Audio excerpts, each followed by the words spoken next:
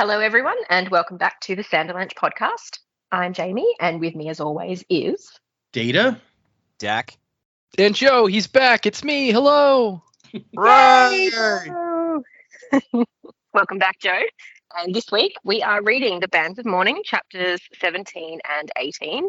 We pick things up with our crew on the way to Dulcing, and they discover and test out both what the little cube does and the fact that Wayne can use Lady Kelisina's metal mind, which is pretty cool. Upon reaching the compound where the set is working, our team sneak in and discover what seems to be a large ship with some crazy technology the scientists don't know anything about.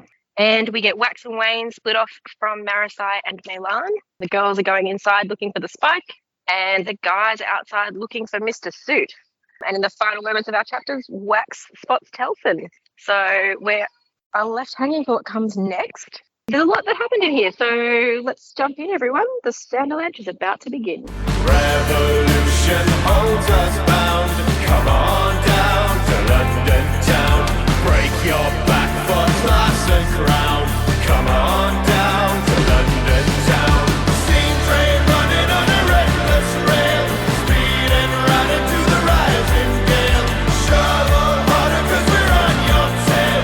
London's bloody cry. So, yeah, couple chapters this time. The first one's a bit of a longin', but some interesting stuff. What did you guys think of these two chapters?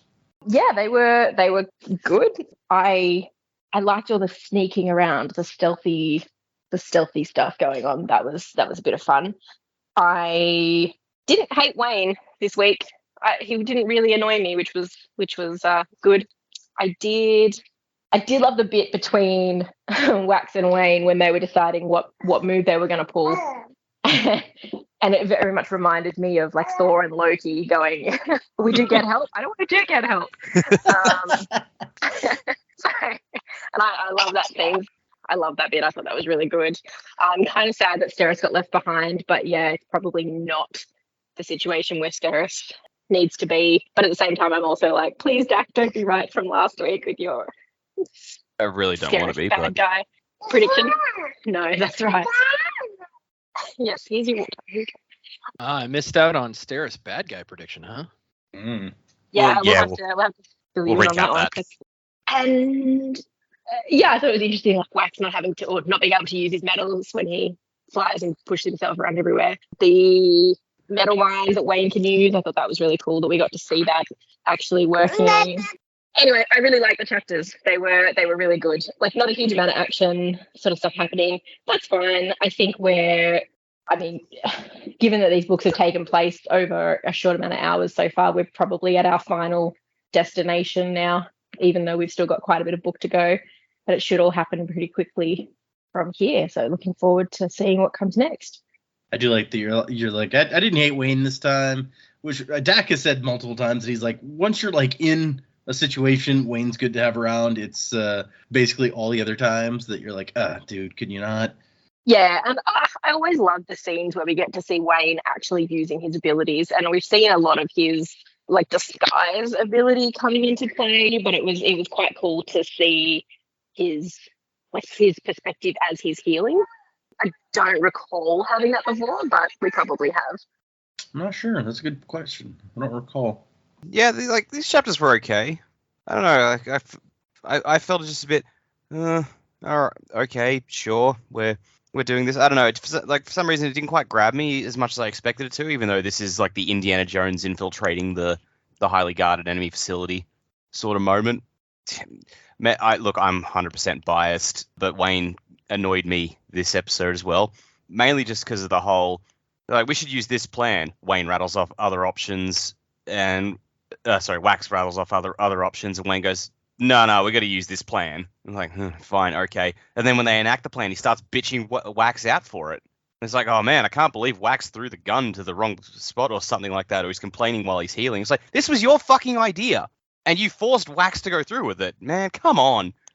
So yeah, it's like, obviously I'm biased, so listeners, take that for what you will.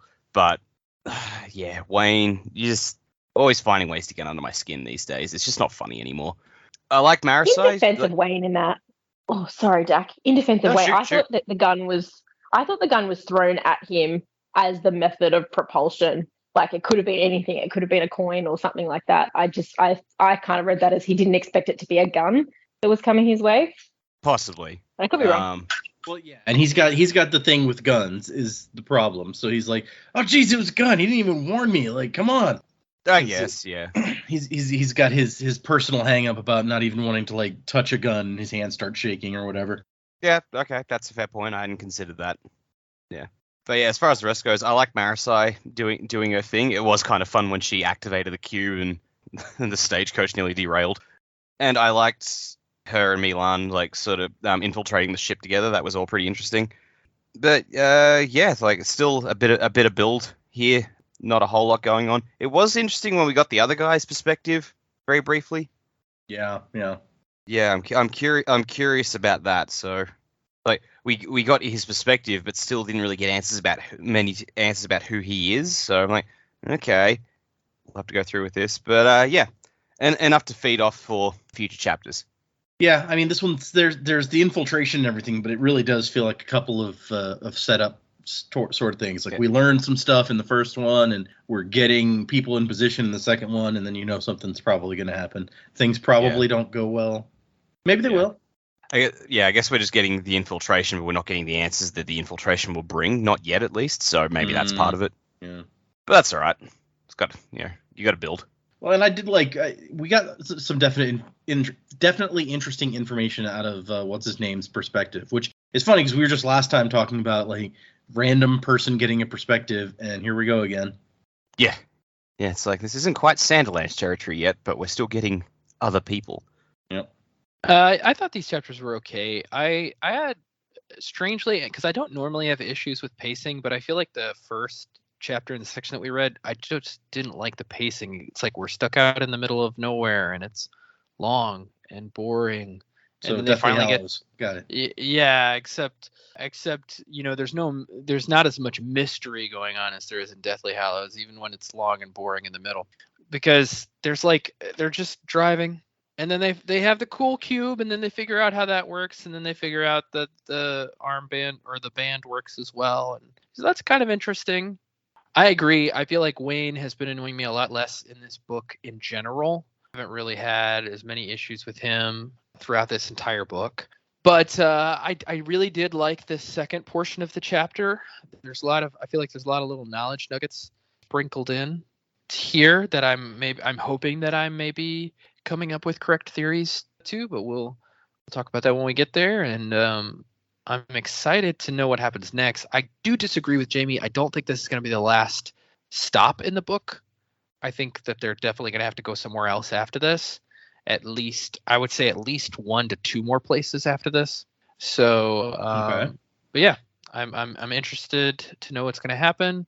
It's going to be cool to see some kind of reunion with Wax and his sister possibly. So yeah. Okay. Yeah. I mean, it's funny. Everyone's talking about Wayne and like whether he's annoying. He's more annoying. He's less annoying. There was people in the Discord the other day who were like, man, they're really hard on Wayne, and it kind of bums me out. And I was just like, it's interesting because in all the times that I read this, and I'd heard, on like forums or wherever, people talking about how like Wayne's, not really a great person, and all the examples that people have, sent in and we've talked about in emails and stuff. But I never really thought about it too much. He was always just like, oh, that's Wayne. He's the wacky comic relief. He says crazy stuff.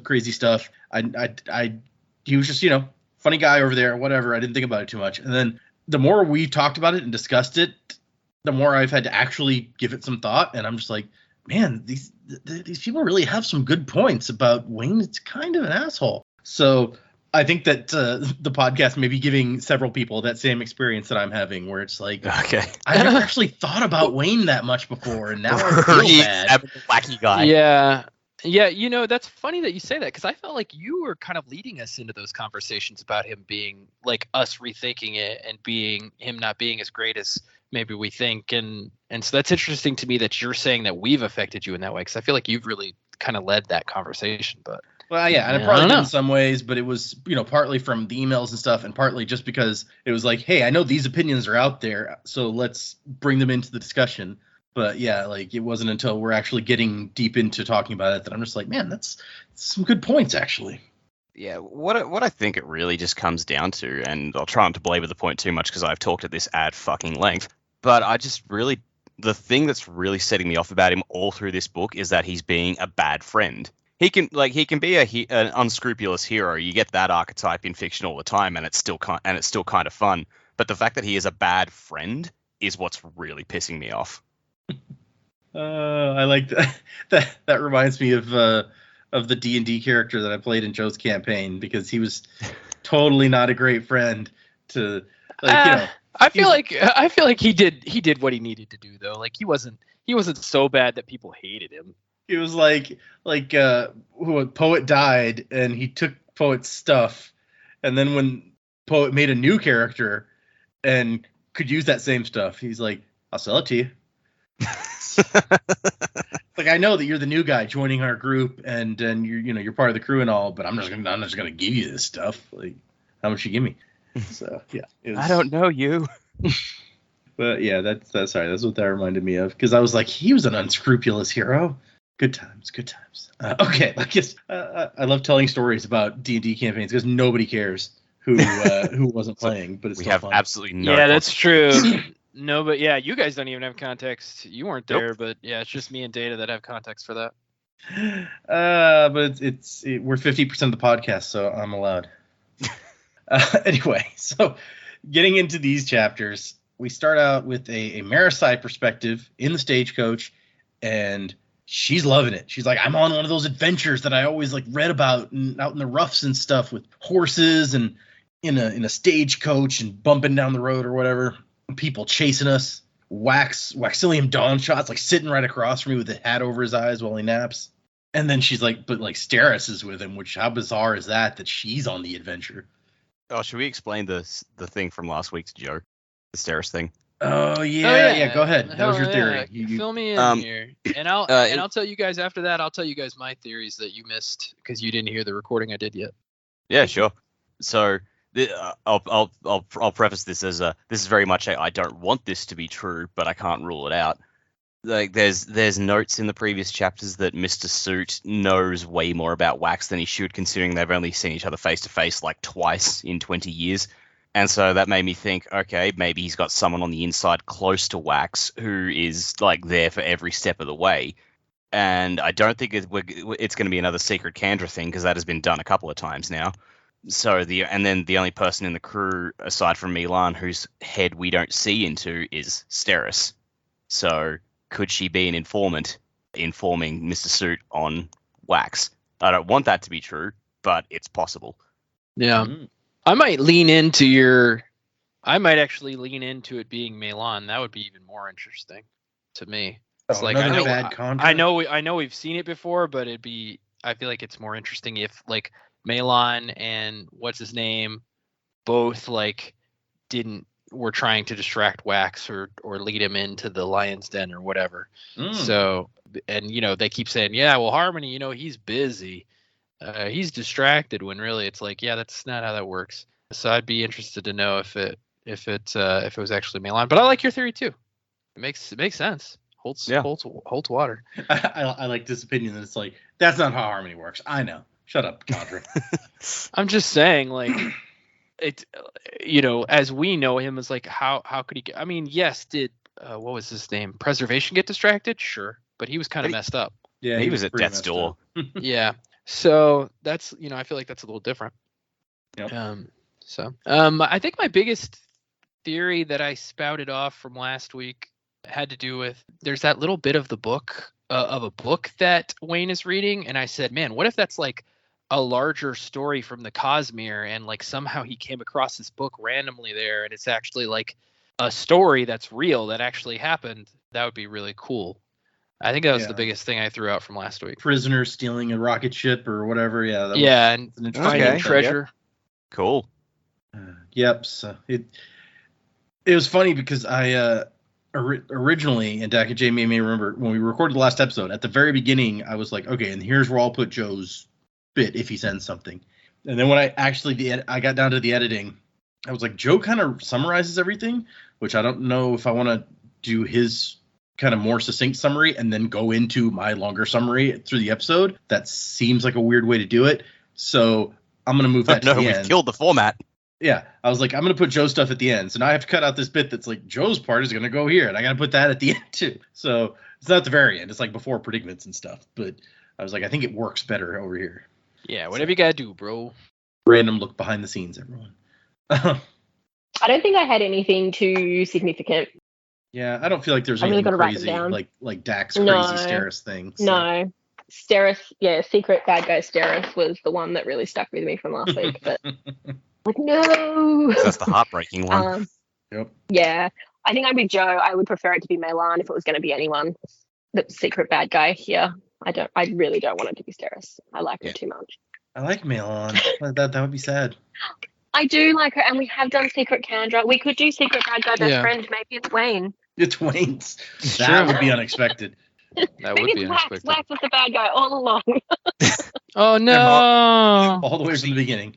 You know what? It could be Wayne, but not for the reasons you think. It's like actually he just goes to the bar and gets drunk, and like Mr. Suit is always there in a better disguise than Wayne's, and just listening to his to what Wayne he's saying. is Mr. Suit. Dun, dun. Oh my That would be God. impressive. Have we ever seen them in the same place at the same time? No, we have not. No. Yeah. He's on the radio in the grave, and Marisai's just like, "What are you doing?"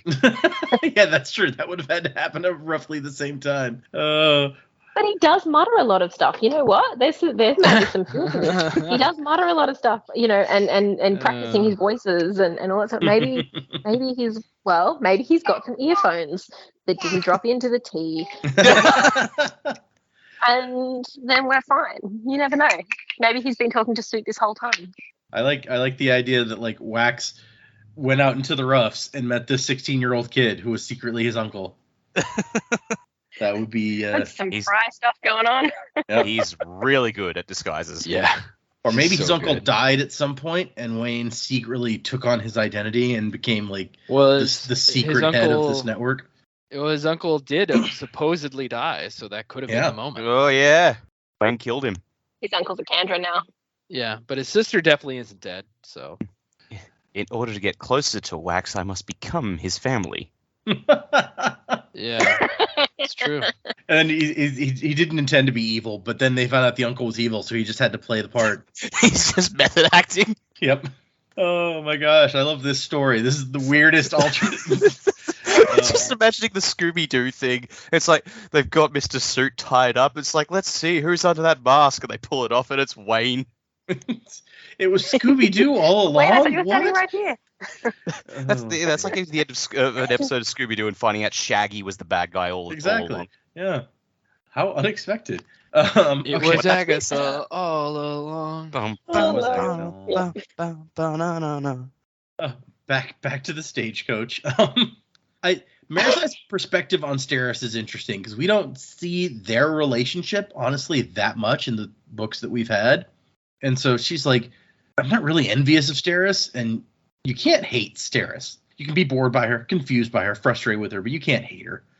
And so it's just these sisters are like the weirdest, I guess, half sisters that didn't even know Steris didn't even know about her until she was a teenager. So I'm sure that has an effect, but it's just an interesting relationship to me. And then Wax is like, you should sleep. And Marisai is like, oh, I'll sleep when we stop. He's like, what do you mean stop? She's like, well, really? We're just going to... And he's like, oh, we're just a couple hours out at this point. And then we get a little more of Wax telling his history of why he went out to the roughs beyond, everything that we'd already heard about how he hated his uncle. He hated his uncle. I think that sounded like I said he ate his uncle. He hated his uncle and his family and wanted to get away from all that. But really, he was going out looking for treasure or legendary whatever. And Marisai's like, wait, you were a gentleman adventurer? Just looking for doubloons. Like, he's like, don't make me sound like that fool in the broadsheets. Burn, Jack. And so we've all thought it. Yeah, absolutely.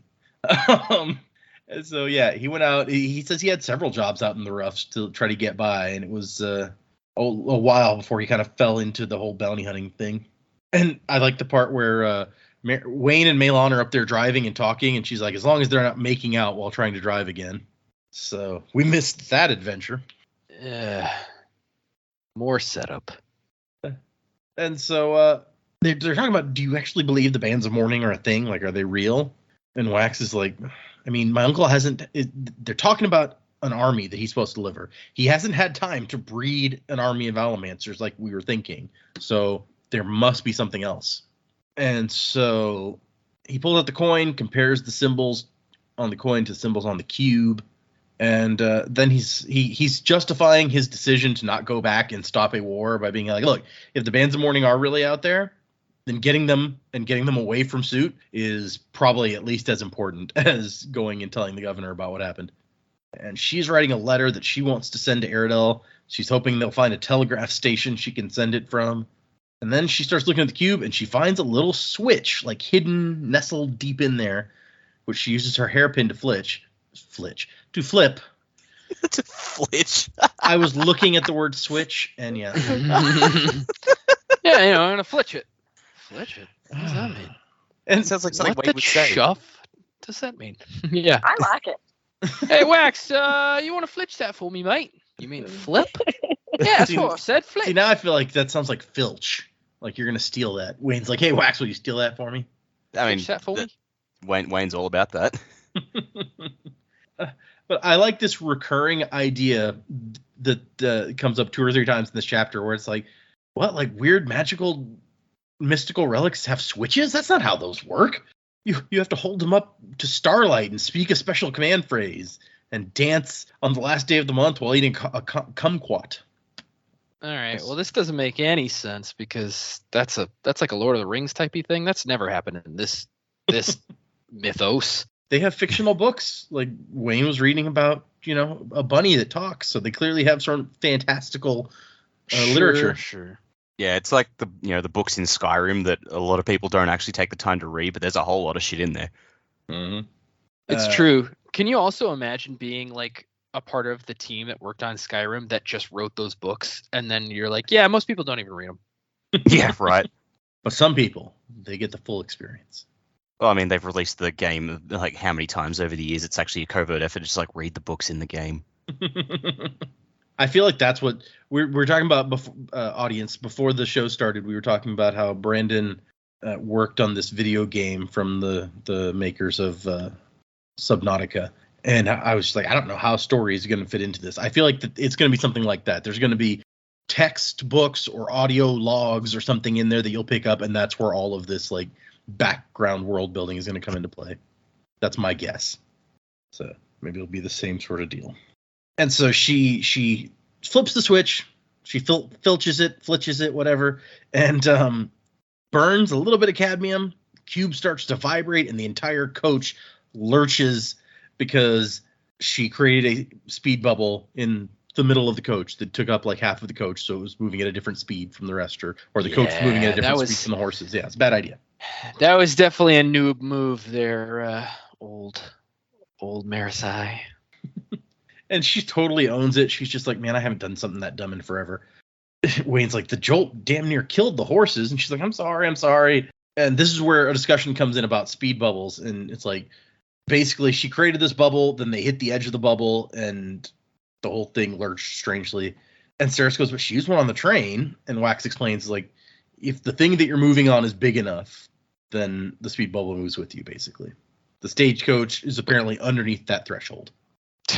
Which again, it's like weird magic. It doesn't make a lot of sense. Yep. It's like it makes, and I know we've mentioned this before. It just makes me think about the Dresden Files. It's like the magic will work with the way you think it's going to work. Yep. And so she starts talking about the cube, how it buzzed, and she flipped a switch. And this is where Steris comes in, and she's like, "What kind of eldritch device has an on switch?" And I like Wax is just like, well, I mean, it makes sense. You don't want your eldritch devices turning on accidentally. just picturing like every arcane elder god sort of things. Like Cthulhu's just like, now is this apocalypse meet OH&S standards?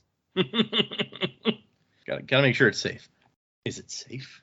Galactus is searching his planet eating device, just going, shit, where did I put that abort button?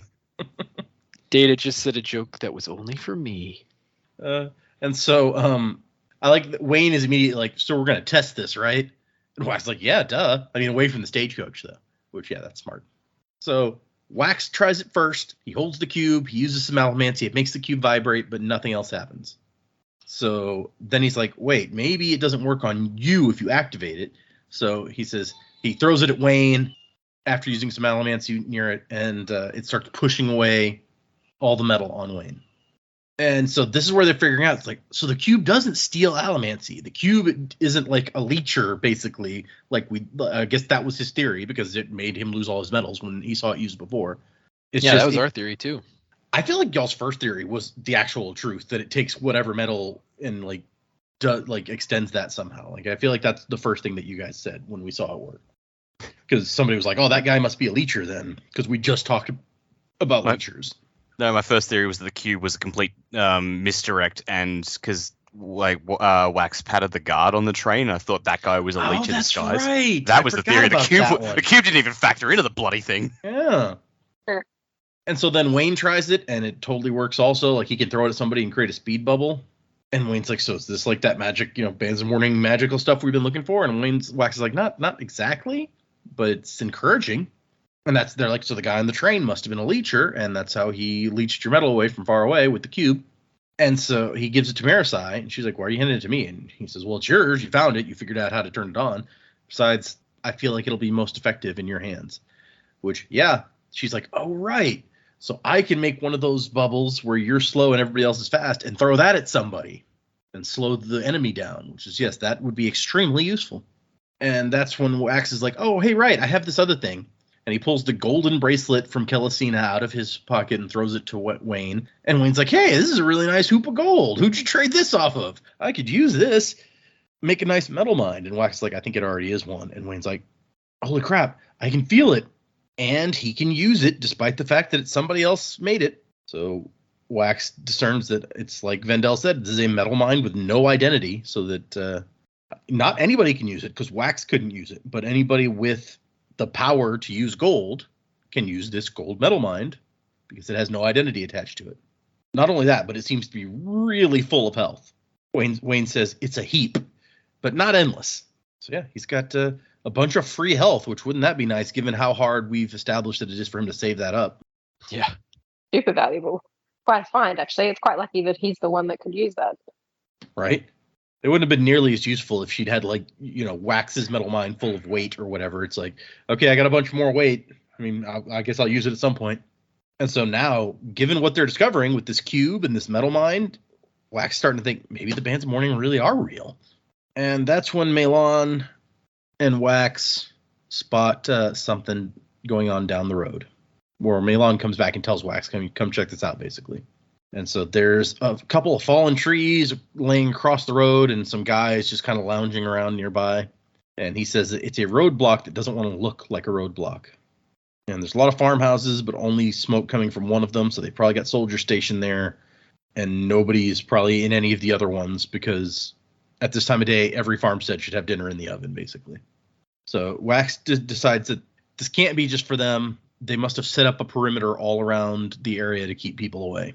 And they're trying to kind of keep it on the down low. And then one of my favorite, I think the Wax and Wayne deciding which plan to use, maybe my favorite conversation of the section, but him asking Melon, how are you at bareback? And she's like, well, I haven't thrown any riders recently, but I don't get to be a horse that often, so I don't know how I feel today. Love that bit. That was great. I like that a lot too. And then she's like, oh, you mean riding? No, it's fine. I don't think I'm the one you have to worry about. And she's like kind of glancing at Steris, but apparently Steris does a decent job, so she's surprising everybody this trip. So they pass some. They have to go off road. Basically, is why we're talking about riding bareback, because they gotta go around the roadblocks and such. And they pass some farmstead and hunters camps, and they're all empty. So apparently, this whole area has been cleared out, which is a little disconcerting. It's kind of some horror movie shit going on. And then they get near the village, look down, and there's these big electric floodlights lighting up the whole area. A structure in what had once been the center of the village.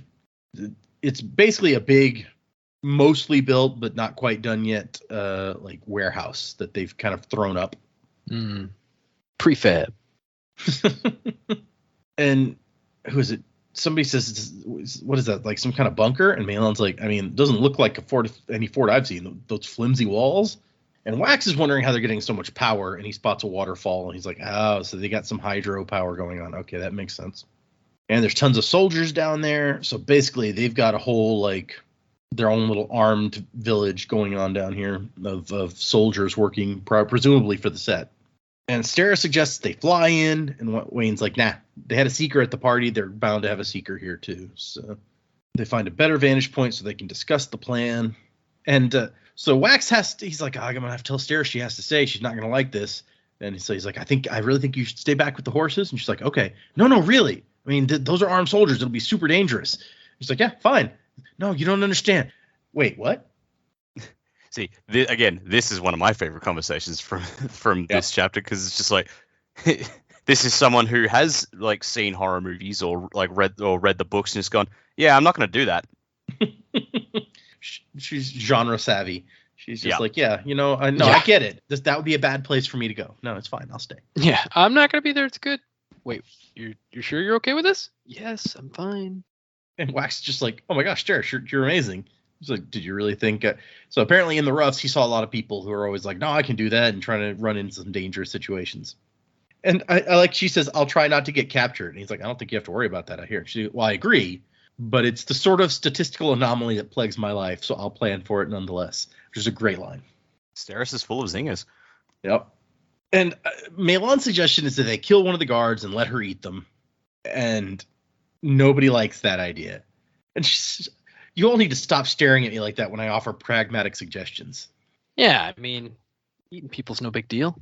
Marisai called that cannibalistic, and she goes, no, technically we're different species. Like, you have a lot more in common with a cow than I have in common with you, and you eat those all the time. And Wayne's perspective is, well, we don't like to kill folks until they start shooting at us. Until then, they're just chaps doing their job. And here comes the discussion about what we should try. Wax says fat belt, and Wayne says, nope, spoiled tomato. I really just, I get spoiled tomato now that we've read this, but I really want to know what all these other ones are. Yep. Fat belt, duck under clouds, Bane fielder, tube run. Tube run is the one that I'm like, what is a tube run? But it leaves those hints that just raise more questions. Like, we could do tube run. Nah, we don't have any glue. Yep, no glue. Yeah, what? That's your issue?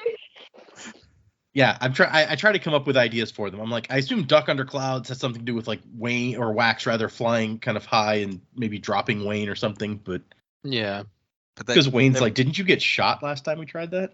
It can't be though. They've already dismissed the idea of him flying. That's true. I don't know how else Wax would be involved that he would have gotten shot the last time they tried it. But yeah, that's a good point. Huh.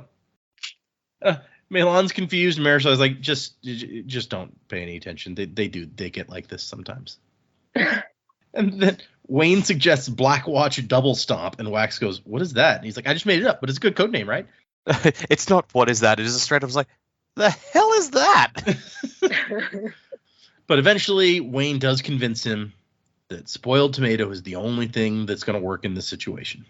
And look, without knowing what all the other things are, I feel like it's effective.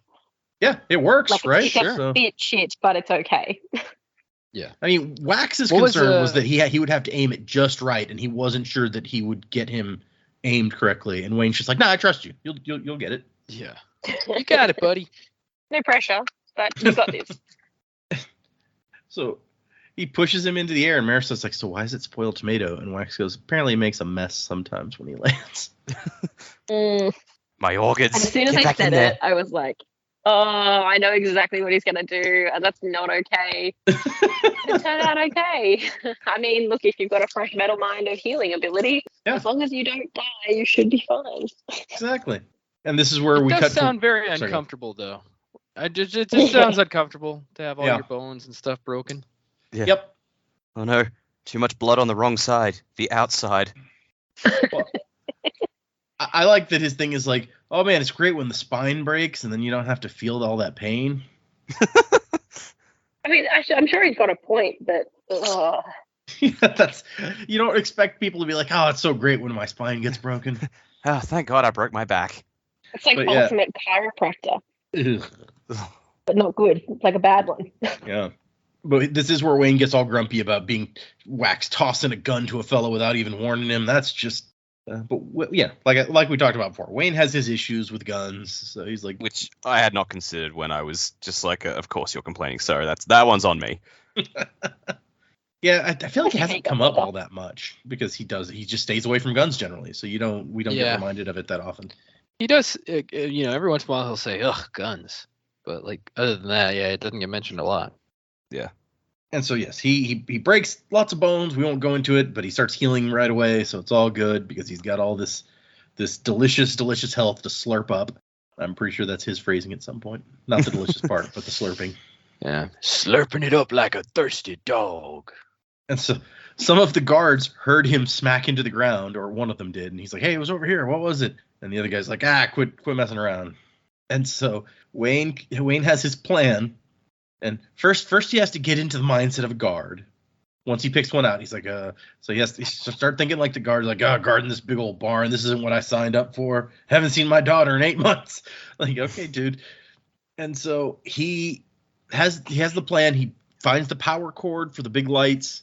And just as the guy is about to walk past it, he like pulls it taut. So the guy trips on it, and Wayne pulls the plug out and throws it off to the side. So the guy thinks that he unplugged it accidentally. And so everyone's rushing over, and he's like, I'm sorry. But the distraction of the guards and the light going off gives Wax and Malon a chance, and Marasai a chance to sneak in without being noticed through the perimeter. And so they get into where they can see into the warehouse, and there's a whole thing where he elbows Marasai and is annoyed that she looks annoyed about it. And they see a big boat, and he's like, I love Wayne's thought process. Like, boat doesn't do it justice. It's so massive. Like, how do you capture the majesty and the scale? And then he goes, that's a damn big boat. Oh, man. Why would they be building a ship here miles and miles from the ocean? And they determined that it looks like the ship was like being transported and then fell off and broke. And so they're trying to fix it or something. Yeah. It's actually just like a replica of the Titanic, and somewhere they'll find a map that Zap Brannigan scribbled on. Yep. The land Titanic. They're called land sea lions. I tame them. That's a root with some chest hair.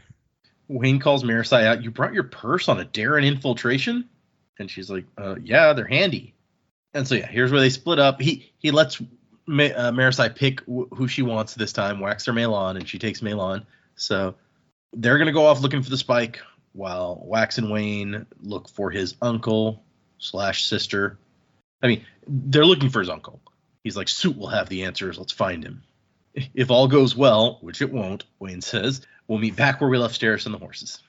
Wayne gets a kiss from Malon. Try not to get shot too many times. You neither. What a sweet moment. Hang on. Do not skip the bit where like she pops the gun out of her leg. Yeah, that was a thing. I just love the tone of which it was written, that it was like Marasai's horror. Like, oh, like it actually came out of her leg. Like her leg was the holster. Guys, the leg was the holster. I felt that come across. Yep. I honestly hadn't kind of had that. I did not feel that come across until you said it. And then I was like, oh yeah, no, she's totally right. And that's the end of that chapter is don't get shot too many times. So we got Marasai. She's still sporting a rifle. She's always been more comfortable with the rifles. And so they're sneaking by, and she says that she's worried that, they're kind of in the shadows, but she's worried that there's some soldiers and scientists like playing cards, and she doesn't want to, or maybe she just says soldiers, whatever. And she's like, I don't want them to notice us, but they don't, so it's all good. And so Malon's just like, so what are we going to do to find the spike? And she's like, well, I guess it's probably in a safe of some sort. And Malon's like, yeah, or it could be in a desk drawer or just in a box somewhere. Or they might just have thrown it away. And she's like, well, I guess if that's the case, then we'll wait till Waxilium gets Suit and we'll interrogate him. And then finally, Marasai sees some people going by, scientists led by the limping man, or a man with a limp. It takes her a second to be like, wait, it's him, the guy from the train. She that says, one guy, that scary guy. I've got an idea. How crazy is it? Less so than tossing Wayne off a cliff. And Malon's like, well, that's not a high bar, but okay. Which, yeah, truer words. Like, that's... Meanwhile, Wax and Wayne are moving along, also trying to, sneak. And Wayne, there's a canteen, a leather canteen. He takes a swig and offers it to Wax, and Wax goes, apple juice, after taking some. And Wayne says, yeah, it's good for you. And Wayne's explanation is, got to keep a stomach guessing, mate, or it'll grow complacent and all. Yeah, all right. So there's like construction scaffolding and catwalks and stuff in the building because it's still under construction. So Wax wants to get up high where they can see everything and try to find his uncle that way. But they can't use steel pushes, so they're gonna have to climb up like a regular person. And so by the time he's not used to climbing, so his arms starting to ache by the time they're climbing up pretty high. And Wayne tells him he's getting old. And Wax says, I'm trying to pace myself. What if we have to fight when we get up there? Then you can throw your wooden teeth at him. Do some cane waggling as well. On the one hand, I feel like their back and forth, this kind of stuff is always fun. And it's one of those moments where you know Wayne is just being fun. He's like just messing with you and you know it, and it's, you know, a friend thing. But at the same time, I'm like, you guys are sneaking, right? Should you be doing all this talking? Well, and we see soon that it doesn't work out for them, all the talking. Wax is like, I should deck you right in your grin, but you just heal. So yes, he's making fun of Wax, calling him old and such. And then his leg slips. And though he caught himself and yanked the foot out for the first time in ages, he felt a little of what others must feel from being up so high. So yeah, he didn't have any metals in him at the moment. So if he falls, he can't even like, you know, push it as an emergency thing. He's just like, that wasn't my fault. And Wayne's like, yeah, whatever. Most folks put on a little weight as they hit their twilight years. It's natural. And then Wax says the truest statement ever. It's like, if I shot you, nobody would blame me. They'd just say, wow, you lasted that long? I'd have shot him years ago. Yeah. I mean, apparently, you know, Renette has shot him, so. Oh, Wayne. But yeah, as they're talking, somebody's like, who are you? And there's an engineer, like, looking down at them from higher up. And Wax's like, oh, crap. When I first read this, I thought one of them said it, like, who are you? And I was like, wait, what? So yes, they have to take him down without him making too much noise, basically. Wayne goes up after and does some more making fun of him about getting old. Like, of course, you just tossed the bloke up here. You've forgotten already? Memory loss. He must really be getting old. And then we get Irich's perspective, where apparently he's dying. And he goes, everyone's dying, technically. But I can feel it happening, and it's unpleasant. So he seems to have some sort of illness that is debilitating. He's got the limp. As he says, his left hand barely works anymore. This is just fucked. Yeah. What is happening to the guy? I'm sure. I'll bet you anything. There's like a specific disease that this is based on. I could think of a couple with similar symptoms, but who knows? Yeah. He's got leeching sickness. And so the shortness of breath had begun. The physician said that one day he simply wouldn't have the strength to breathe. Which, oh, geez. Fuck that. Yeah, seriously. And so he is leading several other scientists that they have apparently recently recruited through this ship, and noting all of these strange things about it. He's like, yeah, there's like a weird pattern up here. Why would someone paint that there? And there's lots of unusual, interesting stuff, but we don't have time for that right now. For one thing, Irich is specifically looking for, it says he desired only one thing, a miracle, which, yeah, okay, I get it. You're dying. You want some sort of miracle. But Suit and Sequence wanted their weapons, and they could have them. We haven't seen Mr. Sequence yet, have we? No, I think mentioned. that may be the first time that we've seen that. Or Miss Sequence Deck. True. Oh, yeah, it's true. And so they're like, hey, I mean, look at this woodwork. What kind of wood is this? There's all sorts of mysteries about this place. But he's like, look, we need to concentrate on the primary problem. And so apparently Irich, is an array, which is a rank of some influence within the set. So I guess maybe, I don't know, is Suit like a name, or is that also a rank? So maybe, I don't know. It sounds like to me that Suit is like an official title, so. Yeah, it does seem very title-y. Yeah. And plus, if this guy's rank is array, Sequence is a similar enough word to that, so.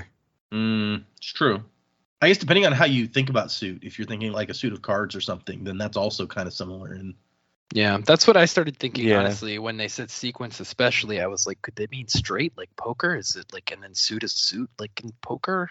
So I was trying to put those together, but then array kind of makes more sense that it might just all be similar names like that. Something to do with like order or... Yeah, and I guess the organization is called the Set, so even that is like, Yeah.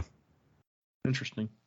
So he's like, yeah, the ship is filled with enigmas, a room filled with black hoods like those worn by an executioner, musical instruments that don't seem to make any sounds, plumbing and facilities. We found like bathrooms basically for men and women, but also a third bathroom. And so he's like, is there like a class separation, or is there a third gender? We don't know. But the big one is, how is this thing powered? Or how this thing moves, rather. Sorry. And somebody's like, you don't know? And he's like, it defies all scientific knowledge available to us. Some stuff must have been damaged in the crash, but most of it is intact. We have not been able to ascertain the method of propulsion. What of the navigators and the crew? Did none survive? And he says they've been uncooperative, and then he thinks, and somewhat fragile, which, geez, that's kind of hardcore. And there is an insurmountable language barrier. This is bringing up all sorts of like, what is going on here? And so he's like, think about if we had a fleet of these ships, we'd dominate the basin. And somebody's like, I don't know that anyone should have that much power. And he's like, oh, right. These aren't politicians. We need a different approach. He's like, yeah, think of how much we could learn. And they're all like, yeah, we could learn stuff. We're scientists. We will learn by dominating. The world will know our peaceful ways by force. And then somebody calls him. And he's like, oh, crap, I got to walk back now. Like, I don't walk fast anymore, and I'm limping. I don't want to walk. And then he spots a cube, like the one that he lost. And he's like, oh my gosh, this is great. He's already coming up with a plan about how he'll tell Suit that one of his spies recovered it, and maybe I'll be allowed to go on to the second site and join the expedition. Something's finally going right. And so apparently Marasai put that out there so that he would grab it, and then they can follow him to where he takes a valuable thing. And so they see what room he goes into, and they're like, okay, let's wait and see if he comes back out. Meanwhile, Wax and Wayne have gotten up to the top, and they're looking around like, let's see if we can find what we're looking for here. And at the same time, we're looking at the ship, and like, where are the masts? Like, he'd assumed they'd torn down, but from above you couldn't see any broken stumps. So how did this thing move? Steam? Gasoline? And they haven't found his uncle, even though they kind of circled the catwalk all around the building at this point. So like, okay, maybe he's in one of those rooms. We can go look. And they spot Eldritch limping away, and they're like, okay, so something's going on there. I like Wax goes, what did those women do in there? And Wayne goes, maybe they. And he goes, I don't want to hear your guess. Like, really, I don't. I don't know if it was just me, but I feel like this. I think because it's the different perspectives this is told from. Like, I'm listening to you go through it, and I just read it, but like, this is kind of hard to follow what's going on. Yeah. Like, even as we got into this chapter, or this section of the chapter, I was like, whose perspective are we in, really? Yeah, and it's not just the perspective changing, but just like, it's like, oh, we see Eldritch from this angle, we're seeing Eldritch from this angle, but we don't know his name yet. Like, it's just kind of hard to follow. But I like, Wax says something, and Wayne says, you have an idea? And he goes, more of an impression. Suit doesn't like talking to minions. Everyone we've interviewed says the same thing. He chooses like an underling and gives them power and lets them handle things. So the man with the limp is probably in that position here. So he probably reports directly to Suit. So if we follow him, maybe we find Suit. Or maybe you find another radio box. Yeah, well, exactly. That's also a possibility. And Wayne's like, unless he reports every afternoon at tea, which would have us waiting a long time. And Wax is like, doesn't say anything because he's like, you don't have a better idea. Shut up. And so they watch Eldritch limp across the way, go into a door, and Wax gets a glimpse inside and sees his sister. He just gets a quick glimpse of her sitting at a table being loomed over by the coin shot brute that Wax had fought on the train, which I was shocked that guy was alive. Yeah, me too. I was like, yeah, that guy's pretty hardy. Yeah. And he's like gonna down some metal and go right away. And Wayne's like, dude, calm down. This is not, I'm all for charging in recklessly and whatnot, but maybe we should talk this out. And Wax is like, but she's the reason that I came. She'll know about her uncle and what's going on. And I like Wayne's like, okay, does it not strike you as worry-ish that I'm having to be the voice of reason here? And Wax goes, it probably should. And so Wayne comes up with an idea. He's like, we've got a very nice engineer's outfit over there on that unconscious fellow. And ever since that party half a year back, I've been working on my smart person talk. And that's the end of the chapter.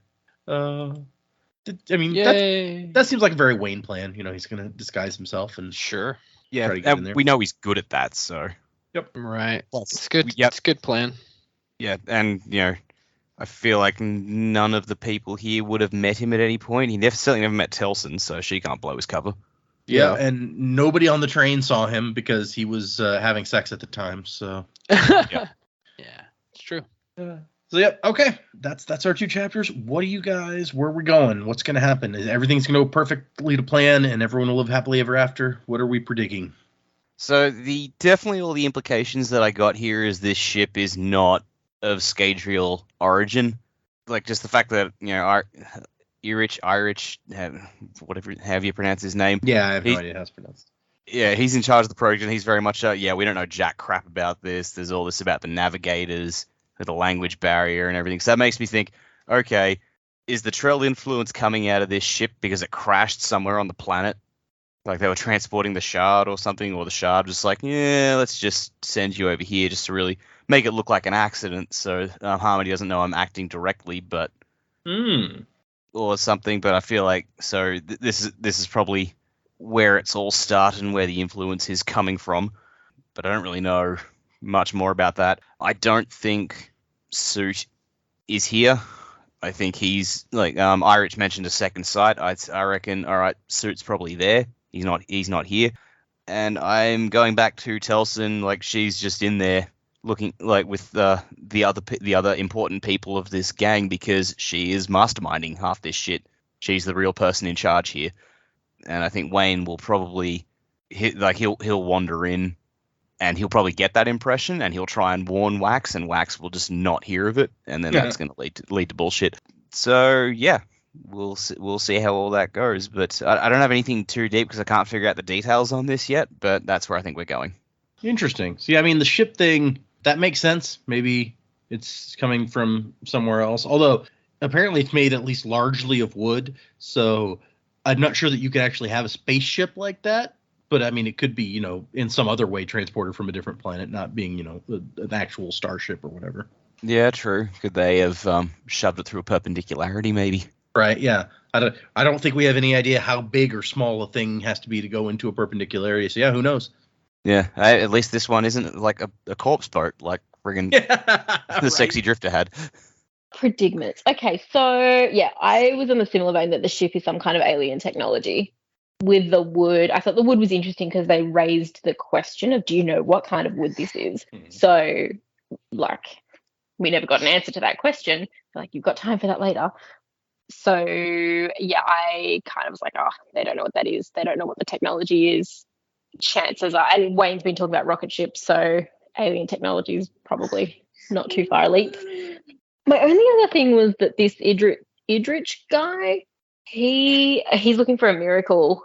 If he could use this healing band that Wayne's got, if there was a way that they could make somebody into a ferrochemist and use that ability, such as hemalurgy, that maybe that's how he'll try and use that. If he knows there's a band that's got some identity issues, that might be the miracle he's looking for. So I thought a bit of foreshadowing there. I was like, oh, maybe that's not a good thing for Wayne. I don't know.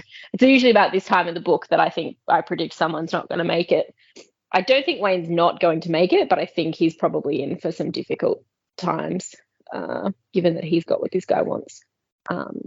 He can't use it now, but if he were to gain the power that Wayne has, that could be a problem. Yeah, that'd be like the unexpected turnaround, right? Because you've just given Wayne a thing that has tons of health in it, so you're like, oh, he's set, and then it's like, oh no, like that would be the bait and switch on you. Well, that's if he's set, but he's not the only one who can use it. If it was something that was tailored to him, then that's one thing. Like you would, I don't know, gifted a whole ton of health or something. But yeah, at the moment, this guy is suspicious about this eldritch. And now that we've got a perspective from him too, I'm like, you'll probably come back. But yeah, he definitely needs some healing. But that's it from me today. You made me think. I wonder if Wayne could like take in the health from that metal mine and then store it in one of his own, so nobody else could like steal it. That would be good if he could do it. Yeah, I don't know. Yeah, we don't know. Is there like a rule on how many metal mines you can use at one time? Not that we've heard anything about. I mean, we know that Seist had, like a bunch of rings of various kinds, but they were like all different. So I don't know if Like you can't have Yeah. several of the same. Although Mm. Sazed also had like a couple of earrings that he was like, because he was like, he pulled when Vin's like, hey, give me one of your metal mines so I can try it out. He pulls off an earring. It's like, I've stored some strength in this. So maybe he has, several little ones that he's just doing a little bit of this, a little bit of that. Well, he Yeah. did have duplicate, like he did have different metal mines for his knowledge, but That's I think true. they all stored different things. Yeah. Like it was different bits of knowledge. It wasn't like duplications of the Yeah. same. Yeah. Well, and I guess he put them all on right when he took the power, so I guess you can use multiple because they fill up. So yeah, he couldn't store all the knowledge in like one set. Mm-hmm. Yeah, that makes sense. My predictions, we touched a little bit on a lot of these things. I agree with a lot of what Dak and Jamie had said. I don't think this ship is from Scadrial. I think it's an airship, just based on the description. It would make logical sense to me that it's an airship. Not necessarily meaning it's only limited to being on this planet. It could, like Dak mentioned, ride a perpendicularity. But yeah, I think it has the power of flight. So it's like it's the high wind. Got it. Yeah, I mean, just because they can't see any direct method of propulsion, that just is what makes me think that it is. And it probably runs on some kind of magic. Of course, the only other society we've read about in the Cosmere and that has magic that could do something like this is what is that book called? Elantris? Yeah, Elantris. So it could be like Elantrians. We know that possibly some Elantrian refugees were on Scadrial at some point. They weren't in the regular realm. They were in the cognitive realm. But it's definitely a possibility. So I think it's highly likely. But I like Dak's train of thinking that it's with it being tied to Trell, that also makes a lot of sense. So I'm definitely interested to find out more, but I think it is a strong possibility that it is in relation to Trell in some way. They've got these etchings, so the cube obviously came from the ship, or because Eric says something about that. So obviously, these are people who know about investiture in some way, because you're basically able to put this investiture into other objects, which I feel like is kind of what they did on Elantris. They used runes to put investitures inside things,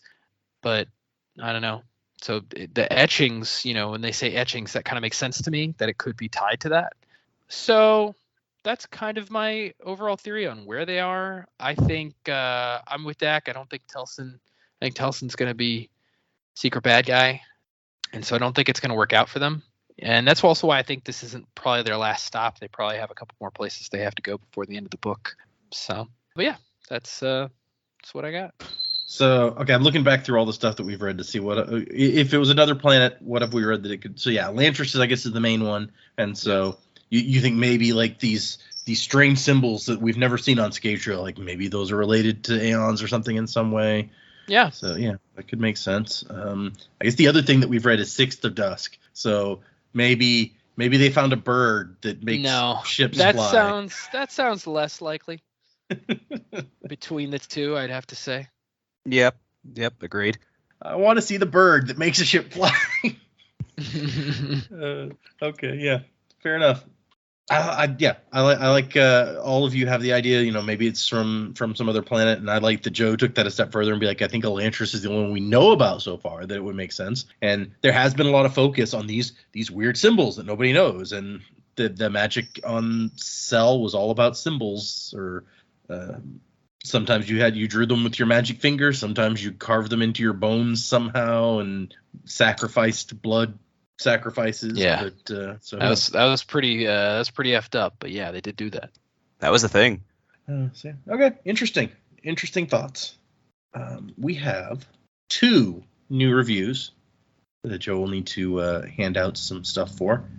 So, okay. Hold on. Reviews. When we do reviews, that's just misting, right? Yeah. All right, perfect. Yep. So the title of the first one is Great Podcast, and then this one is from SCM28 on Apple Podcasts. The content of the review simply says, fuck spook. Sure. Although Okay. I guess technically it says F *** spook. We know what he's saying. We know what this person is saying. Wow, that's a great review. It's fantastic. It has everything I love in a review. They knew the audience they were playing to with this one. Yeah, exactly. So for this, what's my favorite misting? I don't even know. Actually, I think my favorite misting right now is Bendaloy, is the speed bubble. That's pretty cool. You know what? I'm into coin shots more. I'm gonna go with coin shot. It's classic. That is classic. That was like Kelsier's specialization was the pushing and the pulling. Yeah, man. Okay. Thank you, SCM28. The next one is from Moist Dolphin. And it says the title of this one is the title of this one is What a Riot, and then in parentheses ER. So what a riot oh, I get it. Content is great discussions and appreciate the different perspectives. Y'all are great, and I look forward to many more episodes exploring the Cosmere. Yeah, that was very punny. I'm going to throw you a curveball, though, since you mentioned rioters. You're a soother. Oh, nice. What a twist! So, thank you guys. And if you would like to leave us a 5-star review on Apple Podcasts, Joe will jump you into the misting crew like our two new inductees in this episode. We really appreciate it. We have several emails, but I'm probably going to read just a couple of them because some of them deal with kind of future chapters and stuff. So the first It's interesting to me that people have started writing in like preemptively. Yeah. I guess because they don't know exactly when we're going to read their email. Right. Yeah. So they want to get it in. That's that Steris level preparedness for you. Yep. The first one is from Andrew. It says, "Hey guys, Andrew from New Zealand here. Currently enjoying your podcast alongside my reread of all the Mistborn books in preparation for the Lost Metal coming out. I'm currently only a little into Well of Ascension, so you've probably answered this in later shows. Do you plan on reading Lost Metal straight after Bands of Mourning? It'd be awesome to listen to as we all read for the first time. Love the show. I read the first trilogy about 8 years ago, so in some ways I feel like I'm reading it for the first time too. Thanks, from Andrew." Thanks, man. We have addressed that before, but basically the answer is we don't know yet. We'll see. After Data has to read it first. Yeah. He's got to vet it. Exactly. So we'll find out sometime after the Lost Metal comes out. I'm going to record my reactions as I read it for the first time, and those will be uploaded individually by chapters for the Patreon, for a patron special. Although I just discovered that, which I should have been paying more attention to, Brandon does have a book coming out before that book comes out in November. There is a new book, the sixth book in the Alcatraz series will be coming out September 20th, 22nd, something like that. So I guess that will probably be the first book that I do for the Patreon like that. Cool. Nice. Also, of fucking course, Brandon has 2 books coming out in 1 year. Yeah. And technically, in the span of a year, another one coming out, because there's ones that are coming out next year for the Kickstarter. Secret. 4 new ones coming out next year. And I think he's released a couple of short stories at least this year, if not a novel already. Let me take a look here. The White Sand Omnibus, that doesn't quite count. Lost Metal is coming out. Oh, he released an audio exclusive, like, I don't know if that's a novel or a novella in the Legion series. So I haven't read anything yet that's audio exclusive because I can't do audiobooks very well. So I'm still waiting on a couple of the things that he's released that came out as strictly audio to be released in like a format that I can read. And that is one of them. It's called Stephen Leeds, Death and Faxes. Okay. Okay. I guess it's supposed to be like a pun on death and taxes, but it's death and faxes. Right. Interesting. So yeah, thank you, Andrew. The other email I'm going to read is from Nelson Mandela on the Discord. It's specifically Nelson Mandela from Discord. Hello, Sanderlanche crew. This email goes out to the international couple on the podcast. Being the only Australians I parasocially know, thank you to your country. Other than being great in many other ways, sure, you all have made incredible shepherd dogs. This is prompted because a little lady Aussie puppy was just adopted, and I'm absolutely in the phase of trying to find every excuse to share news and pictures of. So thank you for being from your homeland so that I would have an excuse to share these photos. So I was going to say there better be photos attached to this. Yeah, I'll pop them into the other into the chat so you guys can see the photos of this very cute puppy. Where is attached file? Also, you're absolutely That's welcome. cool. We had every choice of where we were from. We do what we can. Yeah. There you go. Oh. Oh my gosh. It's pretty precious. What a pretty dog. Not I as cute as my corgi, but still very cute. I love Very this puppy's coat. striking Yeah. coloring. Yeah, beautiful. Aw, cute. Thanks for I want it. sharing. Yeah. Everyone, all listeners, feel free to share pictures of your puppies. Yes. Sorry, Data. No, Inundated now. no cats, please. Well, check out. I was just kidding. I don't care. Data, this is where you send the photos to the chat. Did that. That is little left-hand milk stout nitromus, in quotes, nitro, cold brew coffee. And she's my first puppy ever. Wow, Oh, wow. that's a name. That is a That's mouthful. quite a Wow. That is quite a thing. Do you have an abbreviation for that, or like an acronym? I assume that the nitro in quotes is probably the short version. Oh, okay. Thanks for your time. Here's just a little joy in return for all the joy the podcast gives us. You all make a positive impact on real people. Thank you for putting all this together and taking it as sincerely as you do. Appreciate you each. Also, hi, Joe. Hope you enjoyed the pics. Hello. And you're part of that appreciatedness too. Texas just didn't lead me to having Lil Nitro. Oh yeah, well that's fine. You know, me and Data live in Texas. I have a Welsh corgi, so Wales. It's a completely different place. Joe's like, Wales, you're the best. Yeah, Wales. Shout out to all my Welsh people. Catherine Zeta-Jones, I know you're listening. Oh, God. She is fine. Of all the celebrities who could be listening, that's And she's the only Welsh one that I could think of off the top of my head. good point. Yeah, I can't think of that Christian many Bale. Welsh. Is Christian he? Bale's Really? Welsh? I didn't know that. Christian Bale is Welsh. Did not know that. I'm gonna Google His- Welsh celebrities his, just because I'm curious. His accent doesn't sound Welsh. Was he raised in the UK, in England? I don't know. For some reason, I thought he was Australian. Now I have to. Christian Bale. Oh, I Oh, gotta we check can't, this like, out make right that. now. English actor known for his versatility. Born in Haverfordwest, United Kingdom. Haverfordwest. So I guess just look that up and see where that That's- is. I guess. It's Yeah, it in looks like- Pembrokeshire. There's quite a few Game of Thrones actors. From Bale. Wales. Oh, Mr. Bale has Fantastic. remarked, I was born in Wales, but I'm not Welsh. I'm English. There you go. Sorry, dude. He doesn't Okay. claim it. Oh, because they left Wales when he was 2 years old, it says.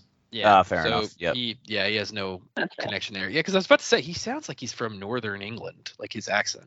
I guess I'm not even thinking. I'm thinking of like him with his American accent in most of the movies you see, and I just Right. knew that wasn't his original accent. I can't even picture his actual accent, which is probably why I was like, yeah, he's from Australia or something. Yeah, his accent's kind of like he's like, "Hey, mate, no, it's not that bad. I don't know. No, I can't do I it." think I could be wrong. I think it's a Brummie accent. It's whatever he uses in Ford vs Ferrari.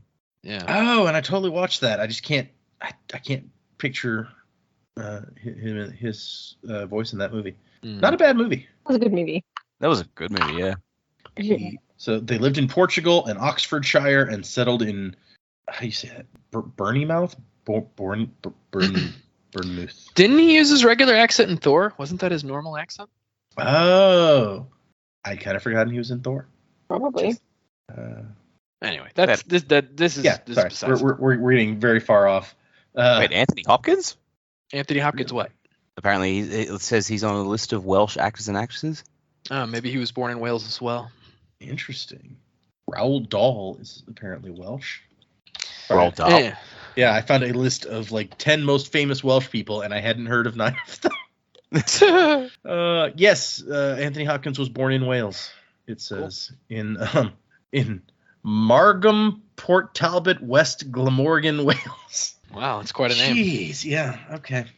Anyway, thank you. I think the other 2 emails we have are gonna be saved for later. So thank you for the emails, guys. Puppy pictures and all. If anyone would like to send us an email, the address is thesanderlanche@gmail.com. You can find us on Instagram and Patreon and Twitter and Facebook and all manner of places. Even in Wales, you can find us on the internet. It's fine. Yep.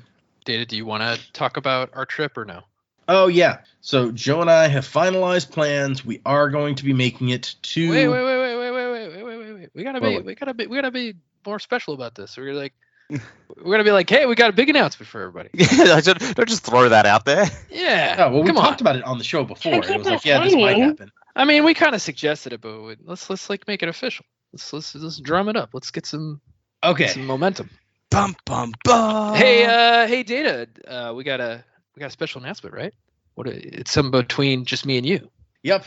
Big, exciting, special news.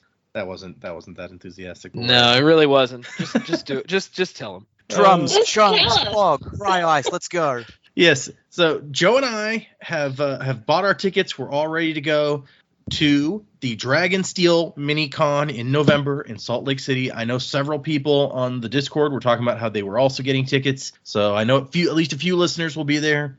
But we will see you in November if you are attending Brandon's second ever Dragonsteel convention for all things Sanderson. I'm very excited for the book release party that happens on the Tuesday night for the Lost Metal coming out.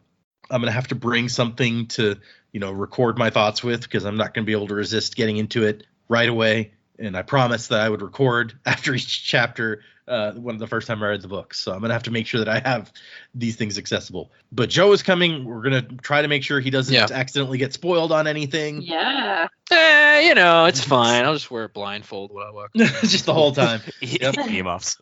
No, I'm excited to Nice. go. And I don't want to speak for Data, but I'm more than happy to meet any listeners of the podcast and maybe even hang out if time allows. So we'll be there.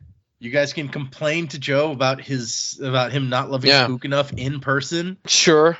Just don't spoil anything to my face. That would be pretty messed up. Don't do that.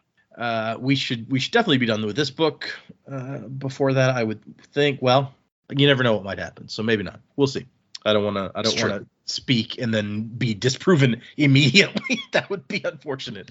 So yeah. One thing we're good at the moment is having unforeseen things pop up. Yep. Yeah. We're good at that. Yeah. But yes, so we can we'll have to start talking to people, see if maybe we want to meet up with some people or Data's in charge of Discord, idea. so I assume that's like where you guys would talk about meeting up, and I obviously am not allowed on that for obvious reasons. So yep. Joe had an idea about handing out some sort of merch if you knew the secret phrase that pays or something, but I don't know that we're close enough Did to I actually... use the term? No, you phrase didn't. that I did pays? that. The phrase that pays. We're shock jocks now. The phrase that pays, exactly. folks. I don't know that we're close enough to actually having merch that we could make it by that's like 2 months away at this point or something. So I don't know about that. I was thinking about like printing up some like podcast business card type things that could randomly hand out or leave places around there. I don't know how useful that would even be, but that had been my idea before Joe's idea today. So now I'm like, well, I got to think of he's upping the game on me. I got to think of something better. Well, we're brewing ideas. We'll have something. Yep. So anyway, that is the plan. We will be going. We'll be enjoying everything. I really haven't looked. I was disappointed last year. I just couldn't go to the first one. And so I didn't look into what actually happened that much because I didn't want to be like, oh, look at what I missed. So I'll be interested to see what all is on the schedule for this thing. So yeah, thank you everyone for listening, for the emails and the reviews. You guys are awesome. We appreciate it. For next time, we're reading 2 more chapters. So chapters 19 and 20. If you are following along, that's 2 chapters. Music by Miracle of Sound. And Wasing to the Time of Next. Colo?